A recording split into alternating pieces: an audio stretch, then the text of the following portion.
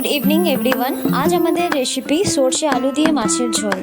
এই জন্যেই দেখতে পারবেন আলুগুলোকে আস্তে করে তেল দিয়ে ভেজে নিচ্ছি। এইদিকে বেটে রাখা আছে সর্ষে বাটা এবং টমেটো বাটা।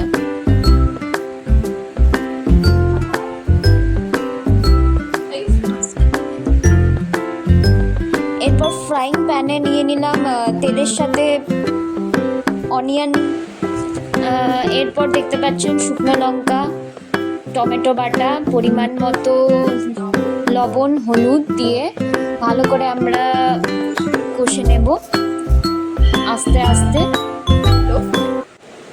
এরপর ভেজে রাখা আলুকে মশলার সাথে ভালো করে মিক্স করতে থাকবো লো ফ্লেমে।